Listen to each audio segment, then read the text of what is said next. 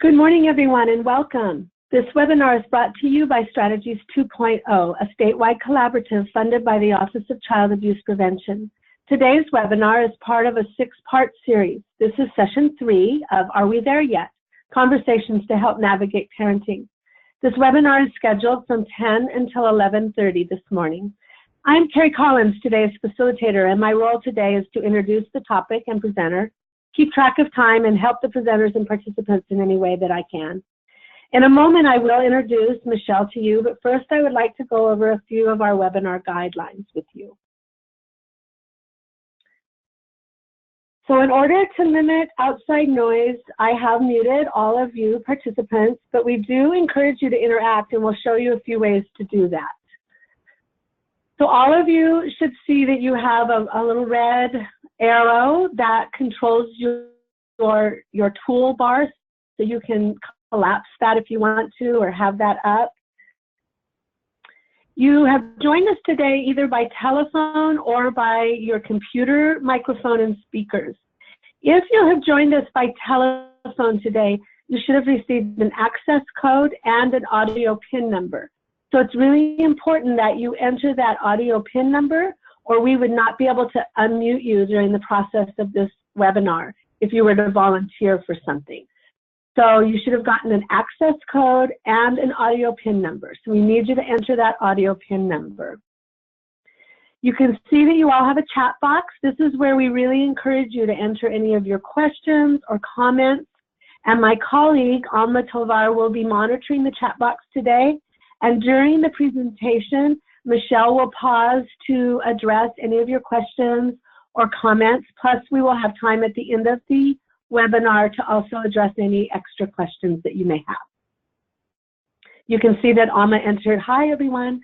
So just to check your chat box, why don't you go ahead and tell us where you're from today? Where are you calling in from?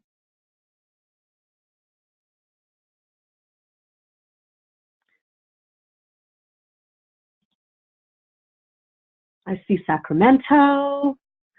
So I know that Amanda, I feel like I'm on Romper Room. I see Amanda and Leanna and Jennifer, San Diego, Stockton. This is great. Fresno, Coalinga. This is great. This tells me that you can all hear me. I have Eureka. Sonoma. Oh, Sonoma, wow. Simi Valley. This is great. Thank you all so much for doing that for us. So here is where you can raise your hand if you have a question, or you can enter it into the chat box. So we really encourage you to enter that into the chat box today. But in a moment, we are going to ask you to raise your hand on something. So hopefully you can all see where that little virtual hand is. Like I said, I have muted you, and a lot of times you also self-mute yourself. If you self-mute yourself, then when we go to unmute you, we're going to say, you need to unmute yourself also. So just be aware of that. But don't be nervous about any back noise that might be happening, because we can't hear any of that. So today's presentation is Are We There Yet? Conversations to Help Navigate Parenting. And this is session 3 of a 6-part series. So it's my pleasure to welcome our presenter today, Michelle Gordon Johnson, who is a parent educator and a parent coach. She has taught early childhood and family study courses at the college level for more than 22 years. Prior to teaching the adult learner, Michelle was an infant toddler teacher and a preschool teacher. She also has a lot of experience as a parent educator, certified in a variety of parenting programs. For over a decade, Michelle has facilitated parenting groups and provided individual parent coaching, more recently using a tool that she helped author called Are We There Yet? Conversations to Help Navigate Parenting. So it's really my pleasure to welcome Michelle as our presenter today. It's been a real pleasure for me to get to know her over those last several months. So I am going to give her the presenter rights here. If I can find you on here. Here we go. Turning it over to Michelle. Thank you, Carrie. Much appreciated. And hopefully everyone is seeing now my PowerPoint slides, which I'll welcome to our web webinar, 9 minutes with you. I would love to ask questions during the session, and so what probably would work best is to type in questions at any point, and then Alma will read the questions when there's an opening. So we'll proceed with that format, and then I would love to know, just by raising your virtual hand, how many of you attended session 2, our last webinar? Folks want to just raise their hand on that. Alma can give us a head count. While that's happening, and I'll let Alma just interrupt me in a moment when she has a sense of that, let's get started. So I'm going to do a brief review and hopefully present it a little bit different. Sorry, I have about 7 that I counted that raised their hand. Okay, great. And I also will point out as we go along, these previous conversations are archived in the Strategies webinar library.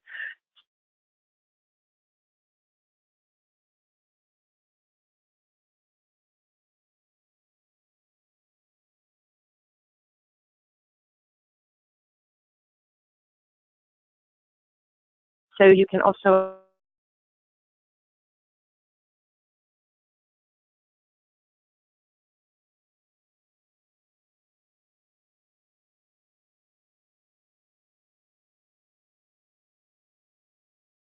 access our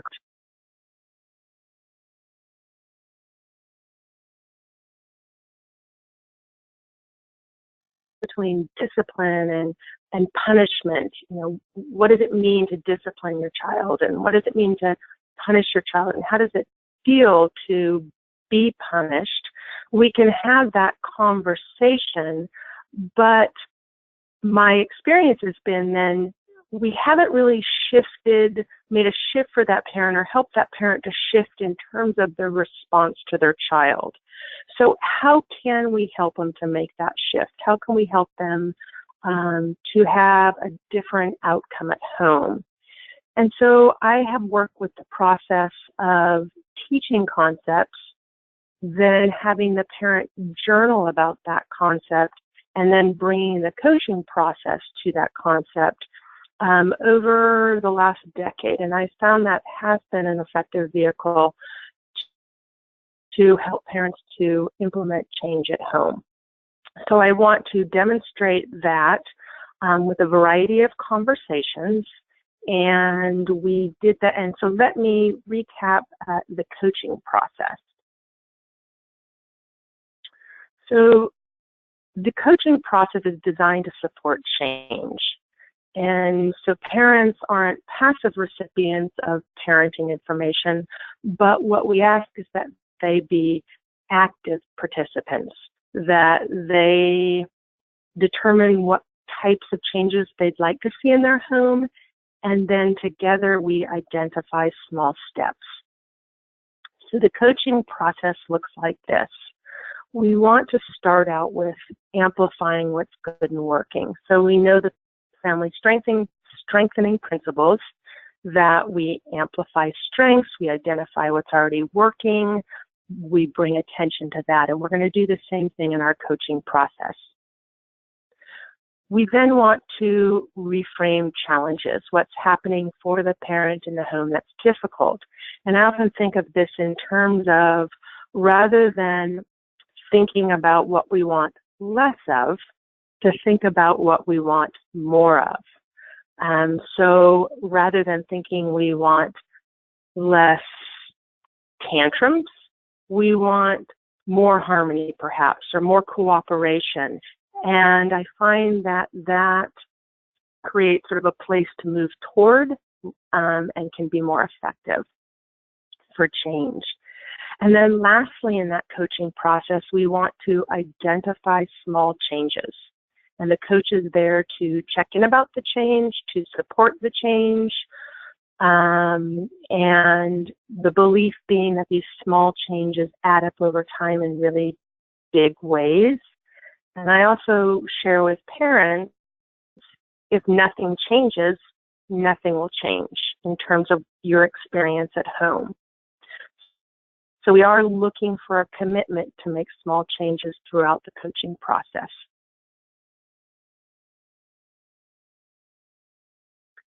So let's just pause for one moment and just let you know that if you have questions about the coaching process, please feel free to type those into the chat box, and Alma's going to hold on to them.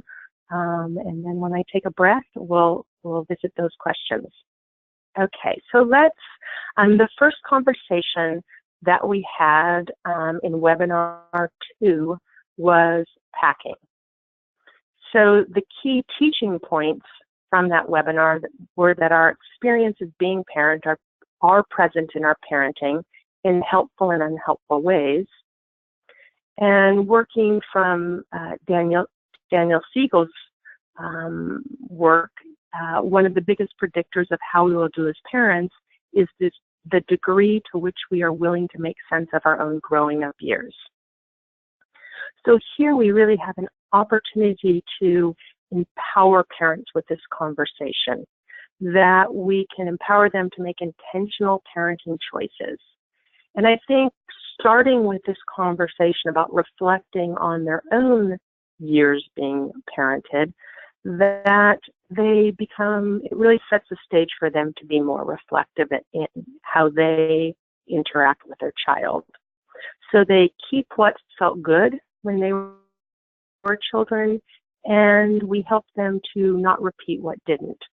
For example, if they grew up in a home where the children were compared, why can't you be more like your brother? Or there were labels like the responsible one, or the clumsy one, or the smart one, that they recognize how that felt when they were a child, how that wasn't helpful for their own development, and then they make the intentional choice to not bring that into their parenting. So I think there is a process that occurs when we sort of start with this as a foundation. It builds empathy, it builds reflection, they're more contemplative. I want to say at this point that, as we know, many parents have a lot of pain from their childhood, from when they were children. And that pain gets triggered, it reemerges when they're parenting. And so we want to acknowledge that pain. We want to ask, what do you want to change with your own parenting? What do you want to be different?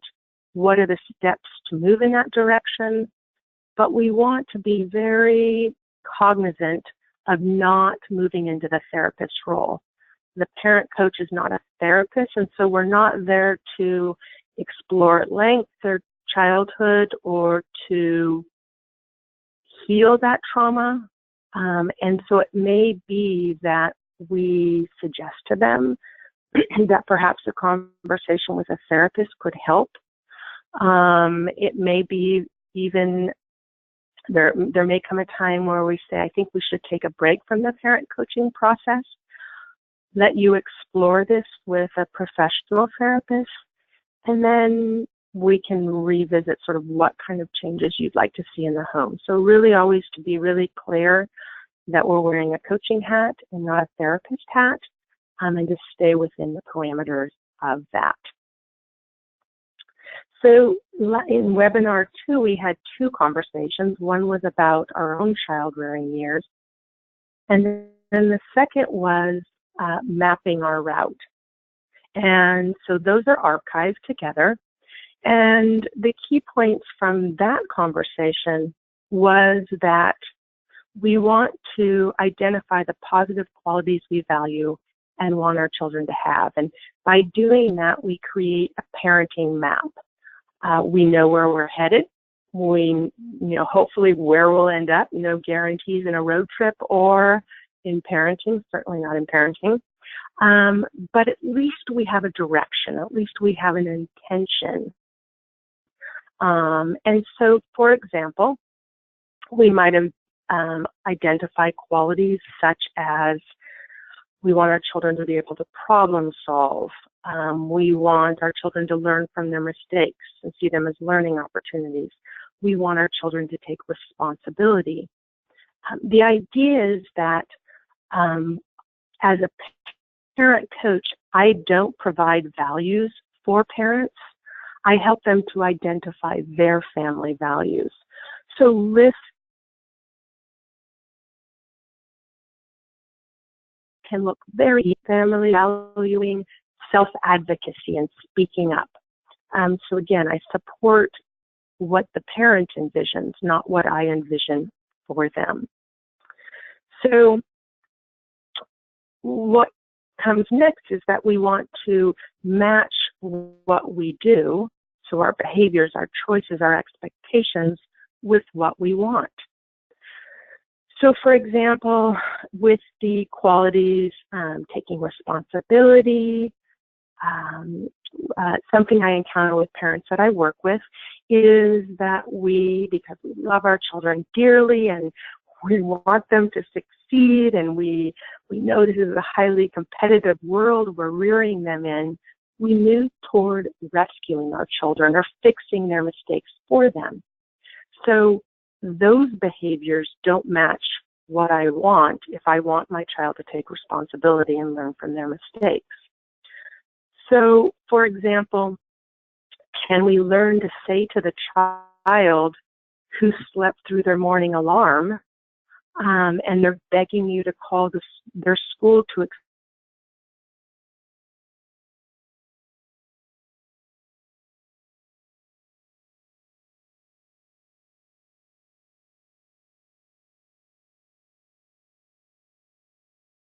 excuse the tardy?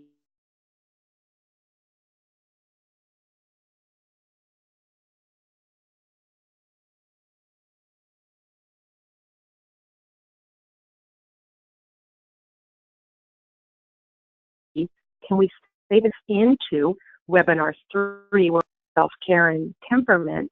Let me take some questions. Do you have any questions about the coaching process or about those first 2 conversations, packing and mapping our route?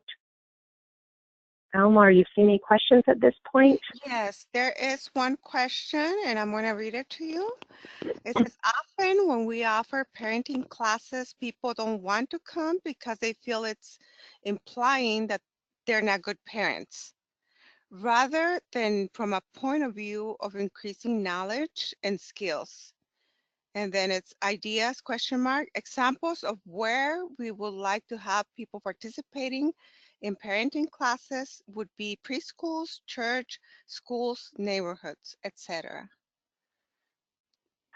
So absolutely, I think we need to normalize parent education, parenting classes. This was certainly a challenge when I worked for a family strengthening agency for over a decade. We offered parenting classes countywide. How do we make this something that doesn't feel like an admission of inadequacy?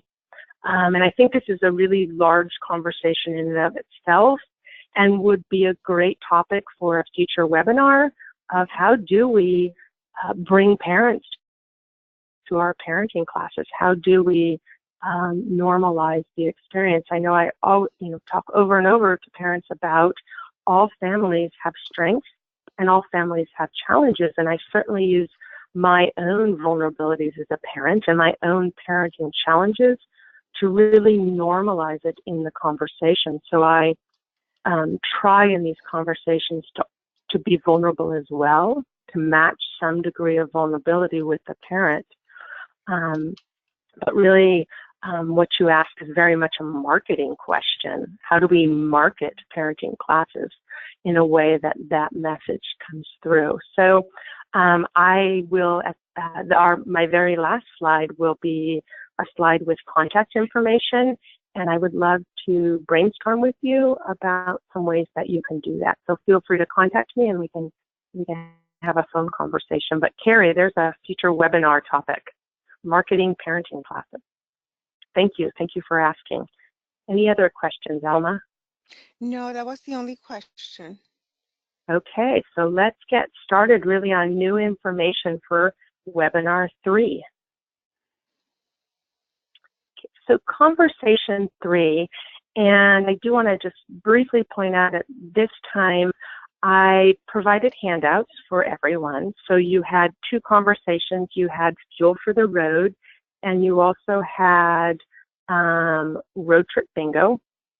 If you're interested in having the entire set of 10 conversations and the introduction as well, you can purchase the entire journal on Amazon, and so I have that link at the end as well. So for those of you who are interested in taking that journal and perhaps creating a sort of a coaching guide from that, that might be helpful. I know my own journal really has become that, and so I created curriculum from the journal.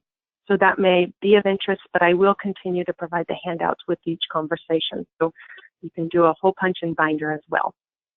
Okay, so again, we're going through this process of teach, journal, coach.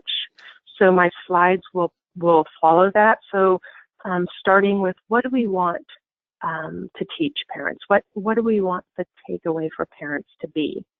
So for this conversation, we're talking about self-care. And so some of the concepts I really want to emphasize, some of the things I want to stress, what we pay attention to grows and expands. So our thoughts, where we put our energy, where we put our time, all of that is, investing in that amplifies that. So we want to just, for the parent, bring attention to that. I also want to bring attention to the fact that better parenting starts from within, that we need to change ourselves to see changes in the child. So parents often call a parenting helpline or contact a parenting coach or a parenting educator and say, my child's doing this. How do I fix it? And I like to back up from that. And really, so we're parenting coaches and parenting educators. So we're focusing on the parenting. Again, sort of what role are we in? We're not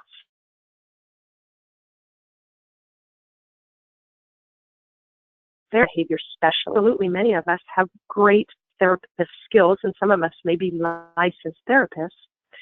And many of us are extremely well educated in child development and may even be child behavior specialists. But when we step into the parent coaching role, we are approaching it from a particular angle, and that of the parent coach. So we're going to focus on the parenting. We're going to coach the parent to interact with the child in new ways so that we see changes in our children. And then we also want to talk about within this conversation gratitude, to notice and be grateful for what's already working. So not only does this really align with family strengthening principles, amplify what's good and working, start with the strengths, it also aligns with the gratitude research that tells us that being grateful actually makes changes in the brain and has many positive benefits, as does focusing on what we can control. So these are ideas that I revisit over and over with parents. So the conversations aren't isolated in among them. We don't have these isolated conversations.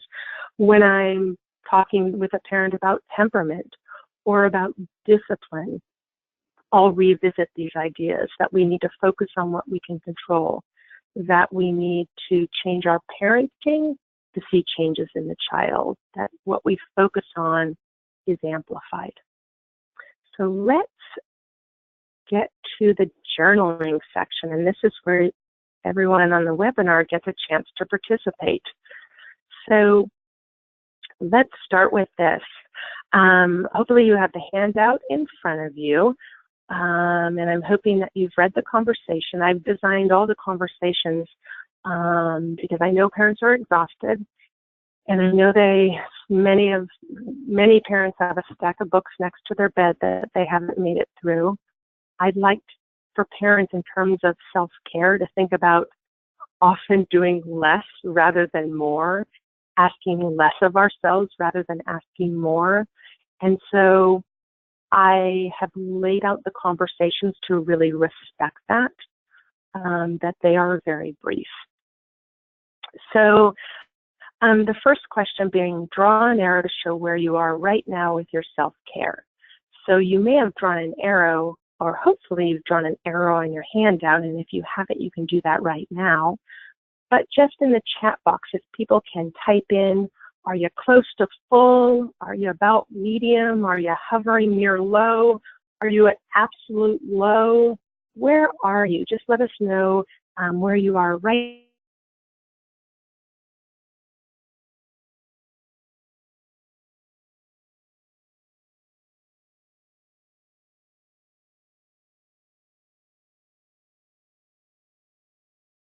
now with your self-care.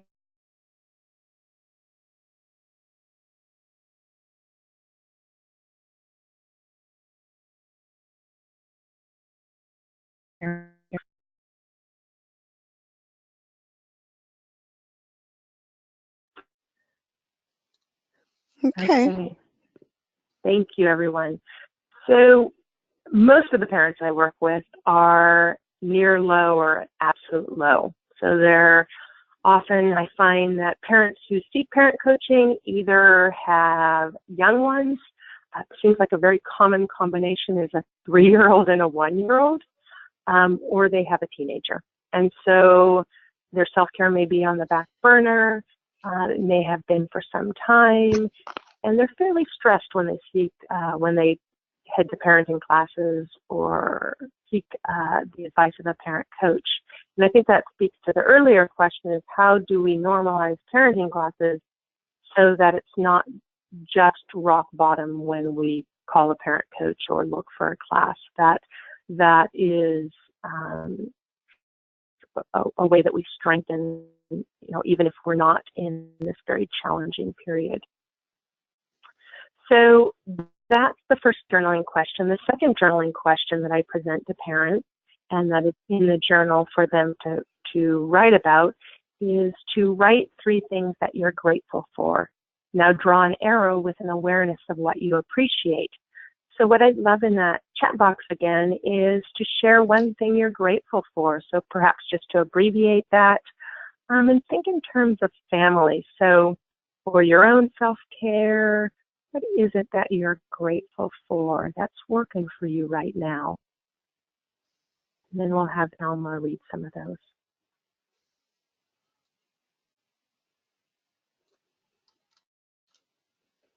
Going for walks, a teenage daughter to help with the younger ones occasionally. I'm grateful for my husband. He brings me coffee every morning when I get up. Living in the forest with access to nature. That's nice. Oh, I would love to live in a forest. I'm grateful for my husband. Gym time, that's me, Jim. I'm grateful freedom to change, my children, my volunteer job, learning to accept other, God, that one went too fast. Let's see. That one went too fast. Learning to accept others, I cannot understand the word, in habits. Yeah, I don't know what that means. My son is in a treatment center for substance abuse. Grateful for nieces and nephews. Okay. Thank you so much. So this really connects back with what we pay attention to grows and expands, and that spending some time noticing what's working within our own families can really make a shift for that parent. And so then they're invited with sort of to think about how that arrow can move a bit when they focus on things that they are grateful for. And then the third question in the journaling piece is, write 3 small changes you can make to move the gas gauge closer to full. And then picture yourself making the changes and draw an arrow. So again, I invite you to share one change, one small change, nothing huge. Too often we have these really grandiose, could fall by the wayside because it's sort of a successful, we set up a success or failure kind of dynamic. And so what's just one little small change Slow that you down. can make? I'm going to start reading them. I'm sorry. Slow down. Set firmer boundaries with clients. Less screen time. Pray regularly. So thank you. So, and I'm going to ask for a volunteer in a moment, but I'd like to sort of comment on some of those ideas. So, so the ideas from a coaching client, they might say, pray more regularly. And I would say, I love that idea. I can see how that would really enrich your life. Tell me what that would look like. When would you pray? Well, I guess I could do that in the morning. I have a couple of minutes before everyone wakes up. Wonderful. So do you picture yourself in bed doing that? Do you picture moving to a window seat with a cup of tea? So I want to get really specific with a parent about what does that look like? What does that feel like? We have often these abstract ideas. I'm gonna exercise more regularly. When do you think that would fit in? How often? So that's when we begin to hold parents really accountable for the changes. When we start to ask, tell me the nitty gritty. What's that look like? So even spend more time with girlfriends. What's that look like? Tell me more about that. Well, I'd love to have maybe a glass of wine or coffee with a girlfriend more often. What's more often? Well, gosh, if I could even do it twice a month, that would be fabulous. So where does it fit in twice a month? And by the end of that conversation, we have agreed that there are 2 Wednesday evenings in the month that the partner would be available for childcare, and that would work out. So we really want to we don't want to leave our coaching client or the parent we're working with this sort of abstract a notion of change. We want really specifics around that change. So hopefully that makes sense for everyone, and I'd love to now revisit those changes that you typed in, and I saw some general changes, and I'd like people to get more specific with those. So if it was spend more time with girlfriends, what exactly does that look like? When does that fit in? What would be a specific change? Or I saw pray more often, or I'm trying to think what else I saw. Alma, what else did we see? What were some of the others? Play with my dog, get manis and petties. Great examples of, okay, let's get more specific. Is that a pedicure every 6 weeks? When would that fit in? Can you go into work one morning later? So let's go ahead and take a moment to type in the chat box a little bit more specific.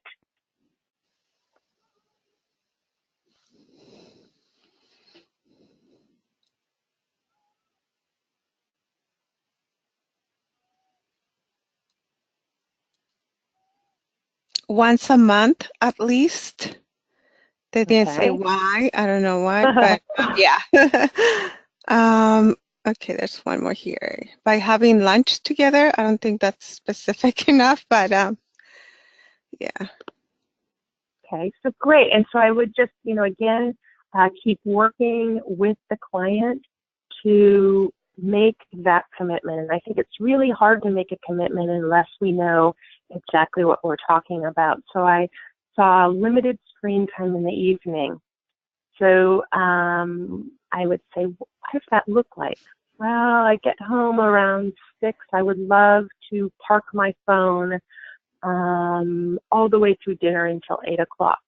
And I would say, so my understanding is when you get home, are you gonna shut it down? Are you just gonna put it on silent?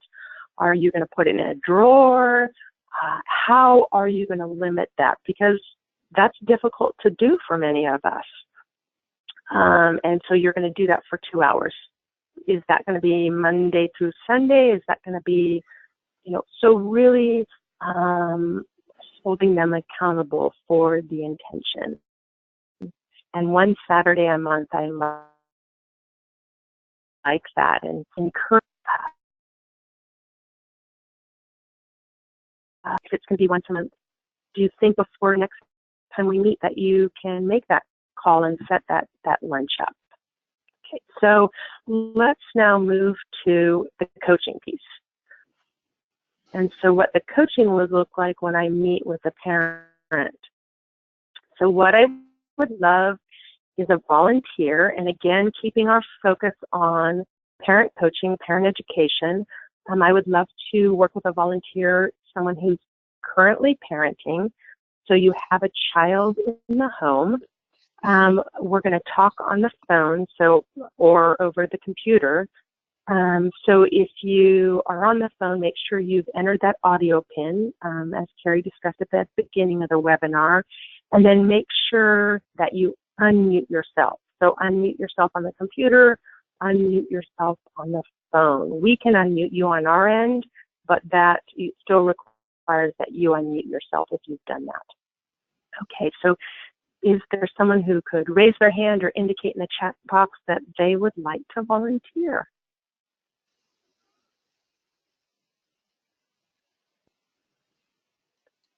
Elma, are you seeing any brave souls? No, I haven't. No hand raised yet.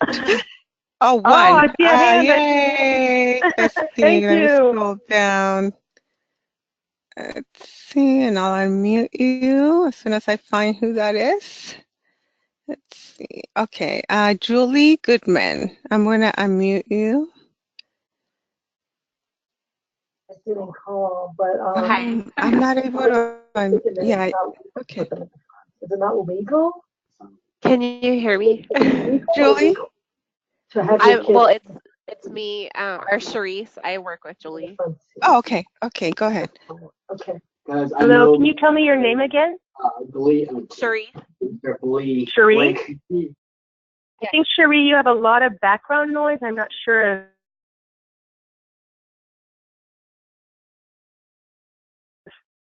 Doing. Thanks for volunteering. Oh, no problem. Yeah, so I want to ask you, the first question I want to ask you is one thing that you're grateful for related to family life perhaps, but what came up for you when we were thinking about that we're grateful for? What was one of the things that you were thinking about? My kid, I'm certified in the Native Nurturing Parenting Program, and my kids have responded really well to the program. So I'm grateful that they kind of follow along. Your own kids have responded really well? Yes. Oh, nice. And can you think of something an example of that, or something that they've responded to particularly well, something that jumps out for you? So those giant Post-it notes that go on the wall, like at work. I have one of those at home with a routine on it, and the kids kind of know, and they point when it's time to transition to a different thing, and I don't really have to get after them too much. So they know when it's bedtime, and they're like, oh yeah, now I brush my teeth, and now I get my pajamas, and it's kind of really, it works really well because I don't have to kind of get after them over and over and over again. Right. So this is fantastic. As you were talking, I was picturing that giant Post-it note with all of the sort of what needs to happen. Is this a morning and a bedtime routine? Yeah, it's split into two. So what happens in the morning before we go to work and school, and then what happens after we get home. So when we get home, there's like chores and homework, and then they help set the table. So it's a lot less stressful, and I'm certified to teach it. So before I moved where I am now, I was teaching this program, and I kind of used my own kids as an example with my clients to let them know that the visuals, and color coded, and my kids helped me decorate it. The visuals are really helpful for the kids. Yeah, absolutely. And I think it helps with my clients that I'm a parent and I'm giving them kind of my own take on that. Oh, absolutely. So I'm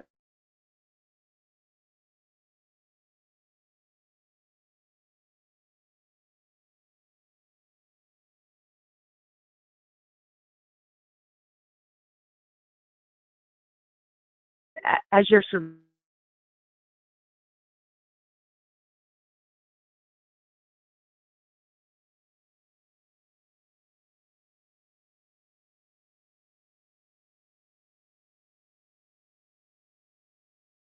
describing this routine chart, I'm thinking about really safe for sharing that, but don't leave me yet, okay? I have a couple of questions. So my next question is, so thinking about changes, and it sounds like that routine chart was a really fantastic change that you made within your home and you really felt the benefits of that. What's another small change that you could make to move you from what drains you to what might energize you? How old are your kids? 11, 8, and 1. So, being drained doesn't seem like a hard thing. You have 3 young children. Yeah. So what would be one small change you could make for yourself that you could change within your home? It could even be doing less, asking less of yourself.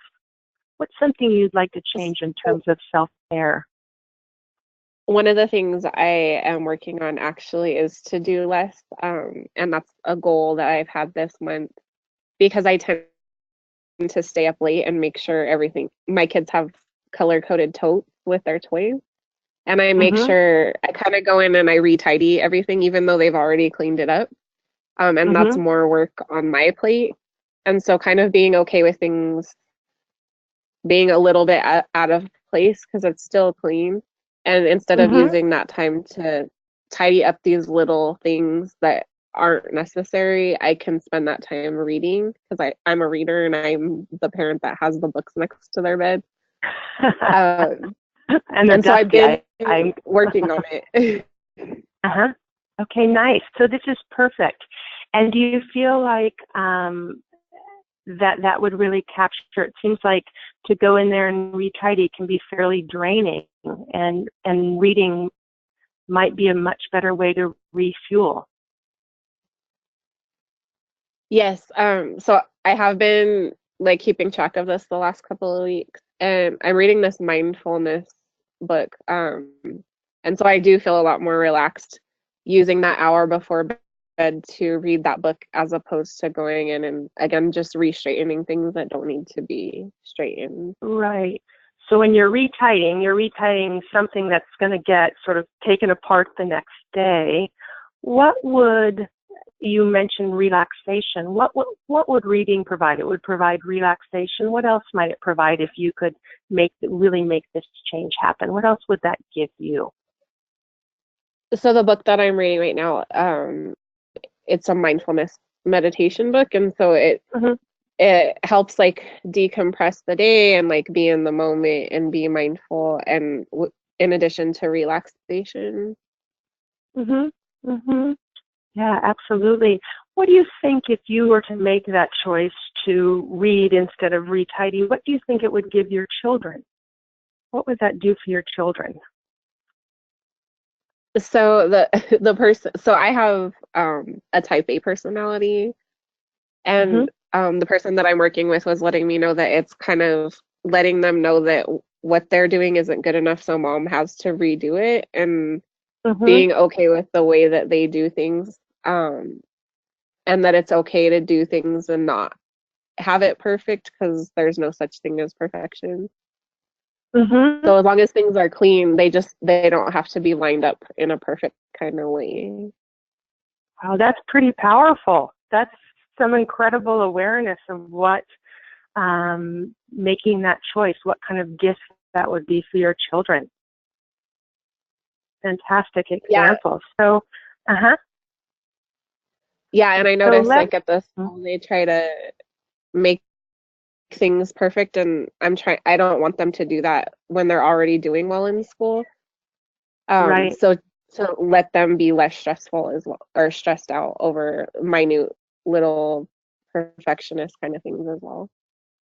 Right. Okay, so let's take that to a next step. Can you identify a small change to sort of thinking about what that change looks like or feels like? Or I know before we meet next week, so regularly a strengthening agency, and I provide family advocacy, or perhaps you're a coaching client I meet with, or you're someone who's in a parenting group. And so I want to say, if this is our conversation today, I want to say, it's such tremendous self-awareness that you have around this, and what a gift for yourself and your children. And it sounds like you're working on it, but it also sounds like you're not quite there. And not quite there in terms of where you want it to be.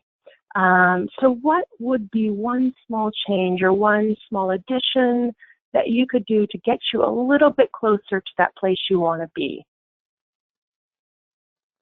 So what I've actually been doing, I've been working on this for 2 weeks, and I'm tracking my anxiety level around not having things exactly where they are.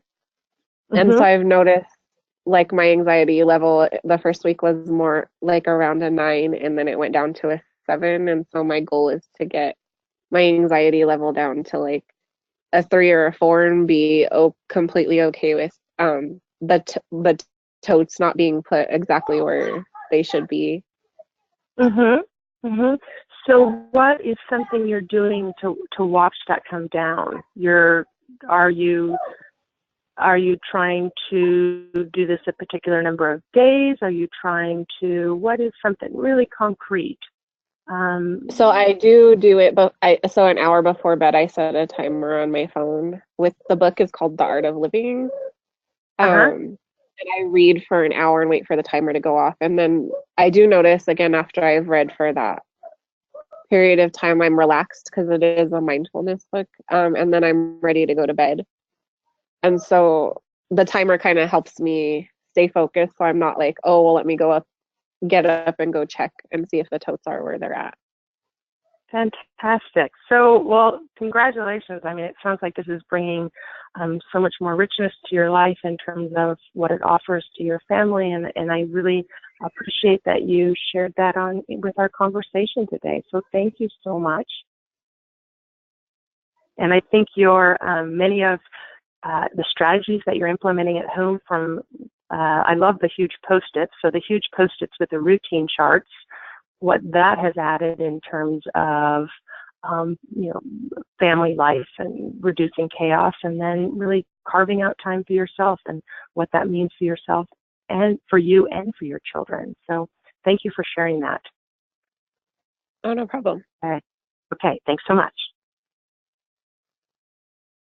Okay, so what a fantastic example of a parent who is increasingly self-aware about choices that she makes, and then begins to match what she wants, which is reduced anxiety, more pleasure in parenting with her choices. So we want to continue to match what we want and what we do, and sometimes we need help to do that better. Sometimes we need help to make those small changes. Okay, so before we move on to our next conversation, I would love to take some questions. Maybe there's questions about that particular conversation and challenges that perhaps with working with parents, that when you talk to parents about self-care, there are some challenges that pop up. So any questions about conversation 3, Fuel for the Road? Alma, you seen anything? Oh, there we go. Yeah. Are you working with parents one-on-one or in small groups? So both. And I've used coaching with small groups, and I've used coaching, so facilitating small groups, and I've also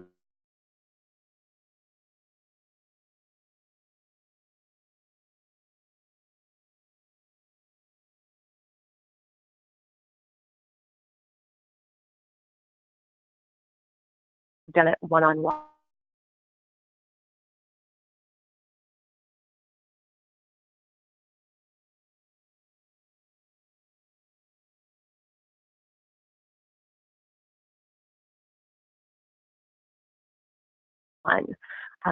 Meeting with parents at coffee shop. The idea is about a day. So the teaching part, they read on their own, the journaling part they did on their own, and then what we just did on what we just did in our conversation, where we talked about what was good and working, we reframed challenges, identified small changes, made a commitment to each other, held each other accountable. That all happens in the group.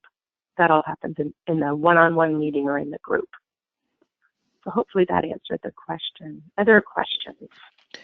No, that's the only one I see. Okay, perfect. Then let's carry on. Okay, so our next conversation is road trip bingo. So you have a handout for that, and that is the teaching component. So what we want to teach is we want to teach about with this temperament. We want parents to have a better understanding of temperament. And so what I'm emphasizing with here is that the quality of the parent-child relationship is primary. That there is an expression, I believe, in positive discipline, connection before correction. Finding ways to connect with our child is essential. I also want to teach that children come into this world with their own unique temperaments, and we also have our own unique temperament. If our child's temperament and our temperament fit nicely together, that makes parenting much easier. And if they don't fit nicely, that becomes challenging. That's more difficult. And so we need to figure out ways to work with that. So we can find a way for our temperament to fit better with our child's temperament and not the other way around. So essentially I am teaching the concept goodness of fit without using a lot of how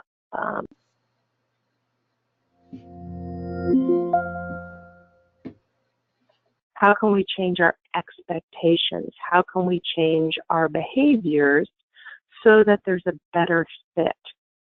This is also a good opportunity to talk about how we move with our children from sort of the external to the internal. So we set limits externally, so children over time will internalize those limits.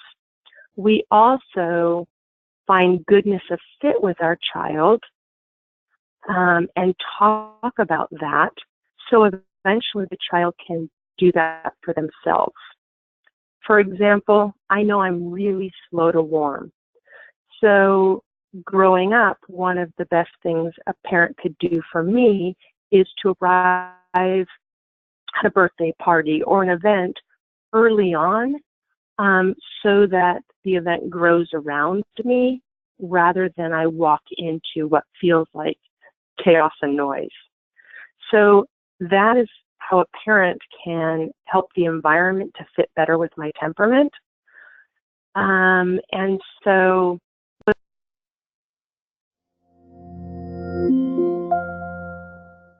happening and feeling overwhelmed. So we want this goodness of fit to be something eventually that the child will own. So we might be really transparent in our strategies so that the child's aware of how to work with their own temperament, what their own temperament needs are. So then the next step is that we want to provide an opportunity for the parent to journal. And so as you can see in that handout, there is a bingo board, a road trip bingo. And on that, there are traits. And these are temperament traits that we see with young children, but we also see them manifest with teenagers or older children.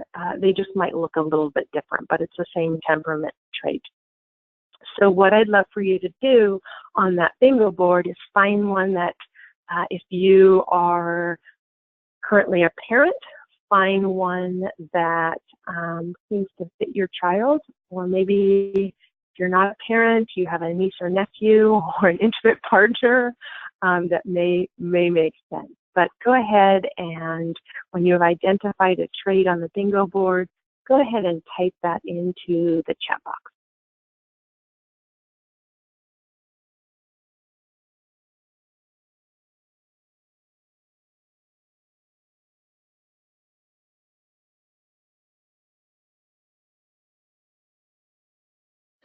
I was muted and I was reading them.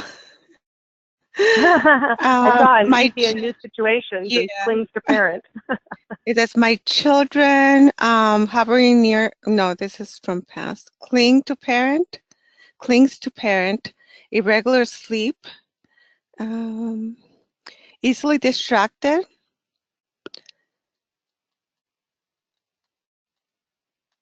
uneasy in new situations,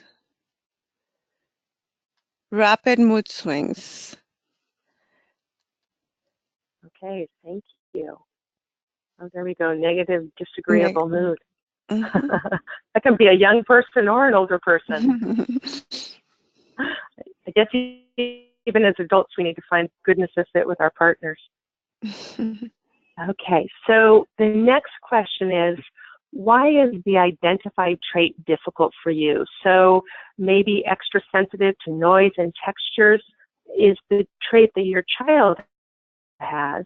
Why is that trait difficult for you? So what we want to do is increase self-awareness for the parent, but we also are going back to that focus on what we can control. Better parenting starts from within. So we really, rather than immediately saying, well, how can, we help that child? How can we change that child? How can we make that better? We ask, why is it difficult for you? What's going on for you when your child's clinging? What's going on for you when your child's, shrieking because their feet are on carpet or wood, or that they're, hiding behind you as you're walking into an event? So let's get some ideas. The clutter and chaos triggers me because I come from a family of clutter near hoarders.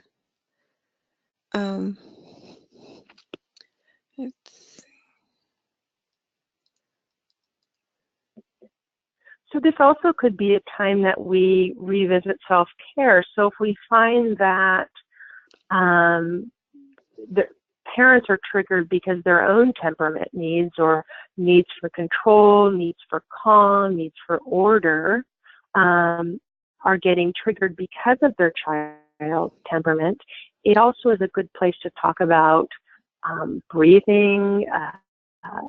We talked about mindfulness, ways that the parent can navigate that situation with more ease, or sort of be gentler with themselves in that situation.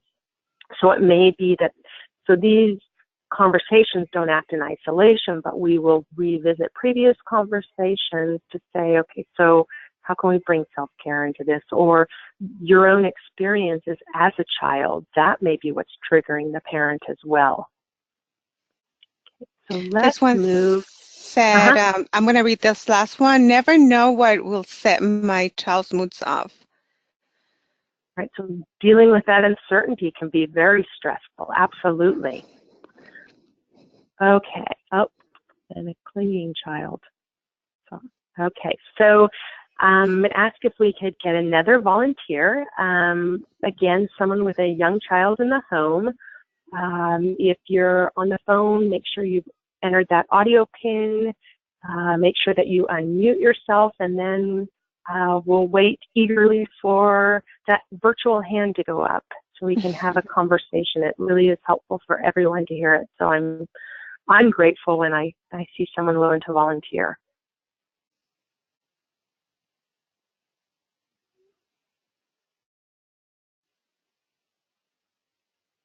And I promise no surprise questions. We're going to go amplify what's good and working, reframe challenges, and identify small changes.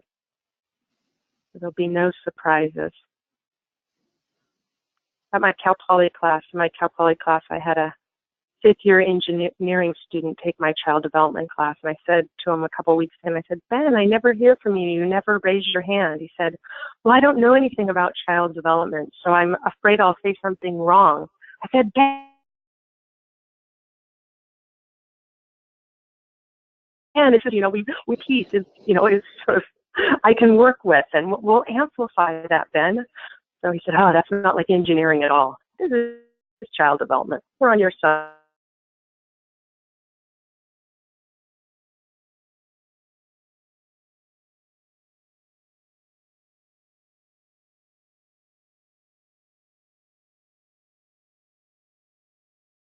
I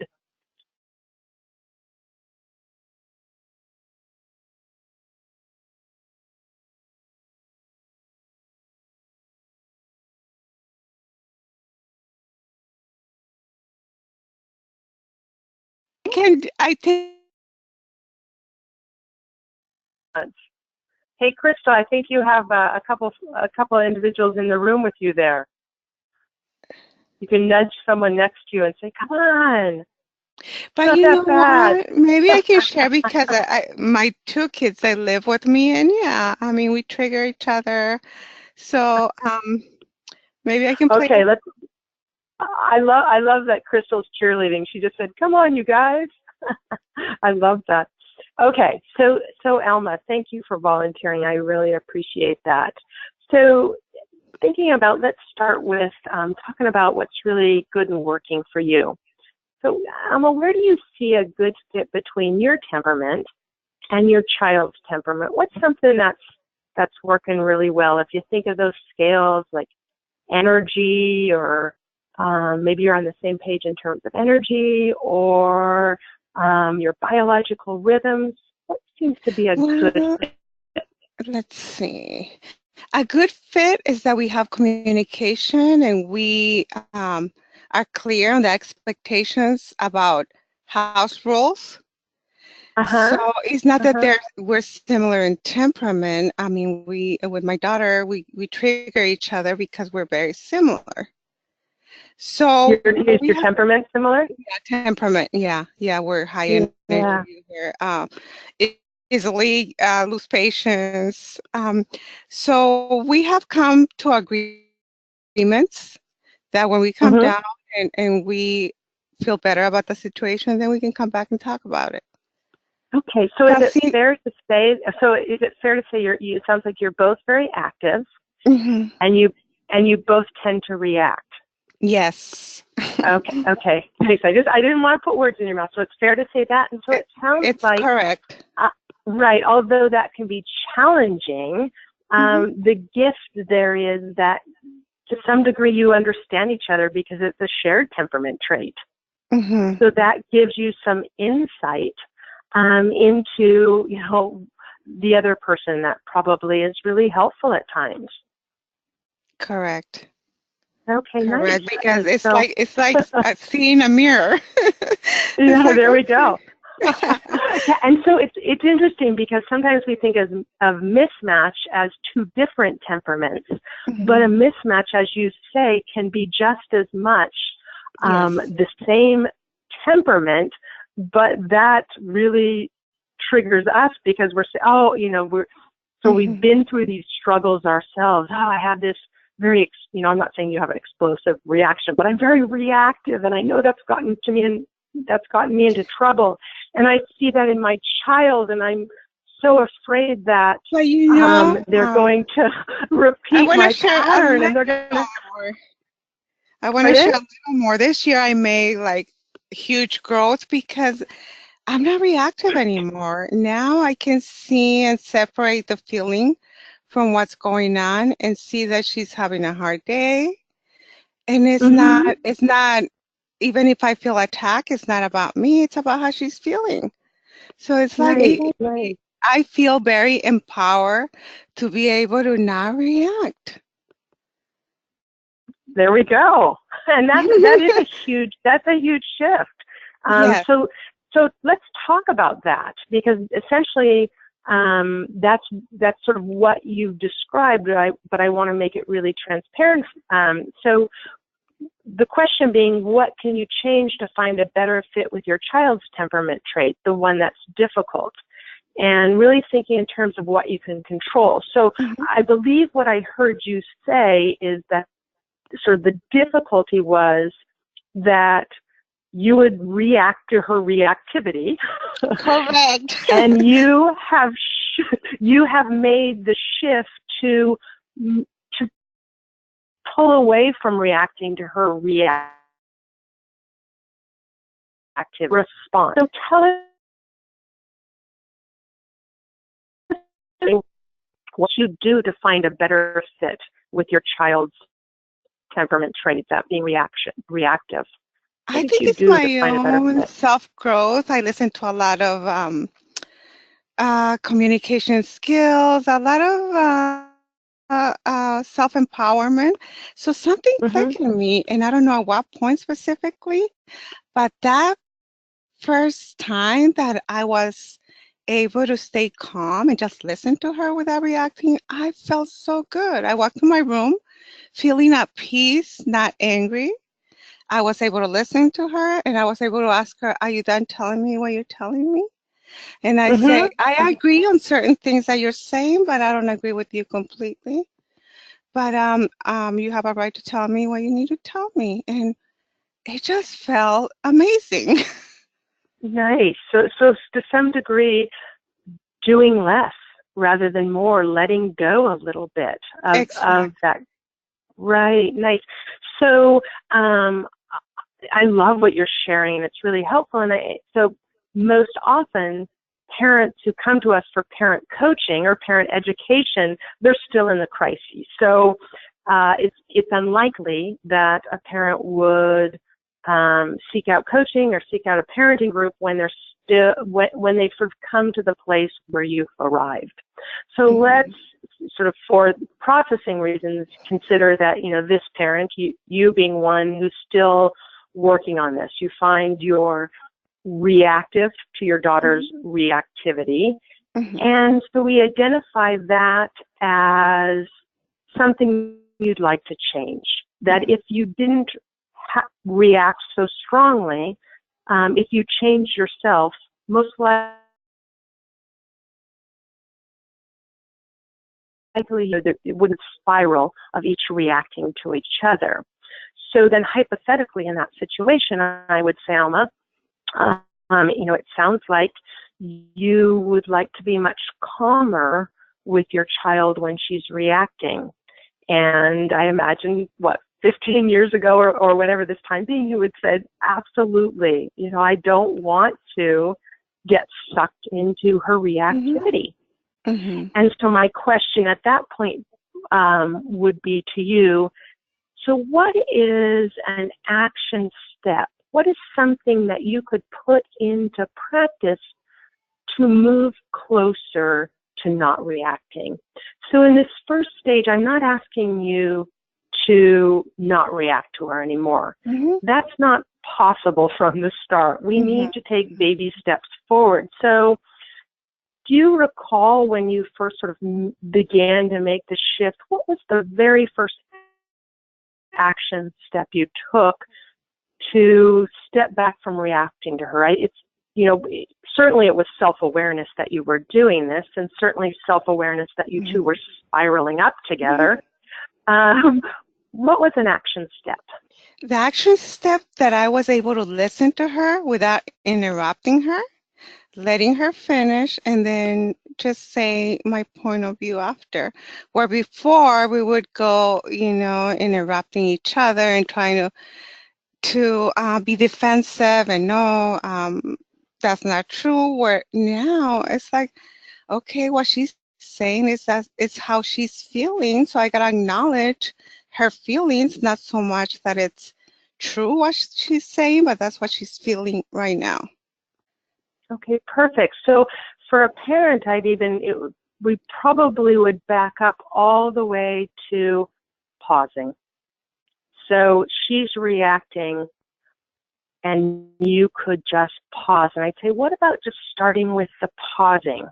And maybe is there something that you could say to yourself while you're pausing? Is there a mantra you could bring to that? Something like, I can't control how she acts, only how I react. Could you say that almost 3 times before you engage? And you'd be like, I think I could do that. I think I could do that. And I'd say, could you just try it once before we meet again or before our group gathers again, before you come back to our office? We have an appointment next week. Do you think you could try that and see how it works? Just to say, is that a good mantra for you? Does that, It or is there is. something Can you else? say it so I can type it?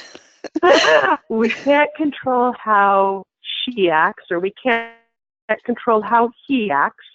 We can only control how we react. This served me well when I had a very intense, he's now a very intense 22-year-old, but he was a very intense 2-year-old who was prone to huge scenes in public. And sometimes I couldn't get out of that scene right away. I couldn't extract myself from the situation. Perhaps I had a full cart of groceries. And I use that mantra to just try to breathe through the situation. And so it's one I like to share. Okay, so it sounds like we have a plan. You like that mantra, and you're going to give it a try before we meet again. Mm-hmm. Definitely. Okay, excellent. Thank you so much for volunteering. Okay, so we still have a few minutes, and I'm happy to go through these 3 steps with another individual. Perhaps it feels more comfortable having seen Alma do it. I'm also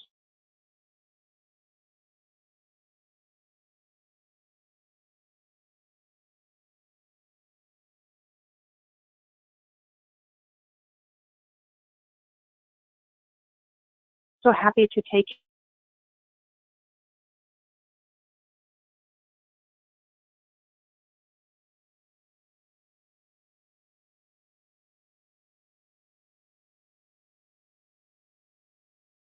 any or parent. How do you deal with attitude? So first I'm going to ask for a clarification. The parent's attitude, the child's attitude, whose attitude? Child's attitude. So looking at these sort of traits and thinking about that the child is talking back, could we talk on the phone and go through that one? Would that work?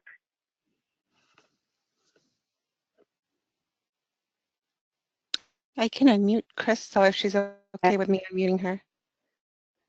Oh, she has to call in. Okay. For a clinging child, what can I do to find a better fit with my child's temperament trait? Leanne, great question, and I really, it would be a hard one to answer without clarifying and sort of having a back and forth exchange with you. Do you want to do that? And folks are also welcome to, I would love to go through this privately. I'm really available for that as well. So if individuals want to have a private conversation and we can go through those 3 coaching steps, helping someone to identify a small change or an action step, I'm so happy to do that privately. So this may be comfortable. So if you have questions, there is my phone number. And absolutely feel free to call. I invite you to, and I'd be happy to hear from you. Navigate Parenting is my website. We are going to have session 4. Let's see, March 9th is session 4. And session 4, we are going to cover the next 2 conversations. I'm looking really quickly in the table of contents. And so those conversations will be about parenting styles. So we'll be talking about a little of Diana Baumrin's work on parenting styles, but how do we find a balanced parenting approach?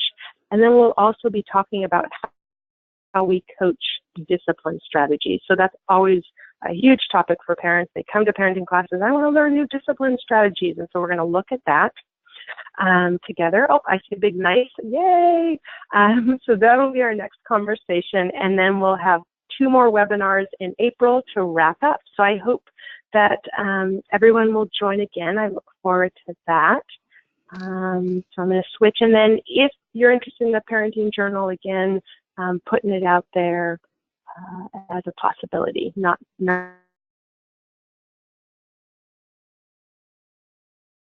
And Ms. Rebecca, help us to wrap up. Thank you so much, Michelle. I thoroughly enjoy these sessions. All of my children, like Alma, all of my children are grown, but I do have my oldest daughter and my 16-year-old grandson that live with us. So I pay very close attention to everything you are saying in these sessions. I want to remind all of the participants that an evaluation will be sent to you following this webinar, and we encourage you to give us your comments and your feedback. We look through it. It helps us to determine how we're going to change things in the future. I invite you to go to our Strategies 2.0 website, which is www.strategiesca.org, to see other webinars that we have coming up, trainings that we offer throughout the state. We do send you, following this webinar, you will receive a copy of this PowerPoint, and I will ask Alma to also resend the 2 handouts that were provided to you before the webinar, just in case you did not get those. And like Michelle said, you can also go purchase the entire workbook on Amazon if that is something that you would like to do. So before we close, are there any last questions that anybody has to ask of Michelle? We'll take a look at that really quickly. I saw someone asked where I was located, and I just wanted to say that I am in San Luis Obispo, on the central coast of California. Oh, Crystal is now connected. Crystal, next session, make sure that you call in and connect yourself. I think we would love to hear from you. I love the fact that Alma was willing to participate in this. I really appreciate that. So thank you all so much for being with us this morning, and I hope you will join us the next time. So have a wonderful weekend, everybody.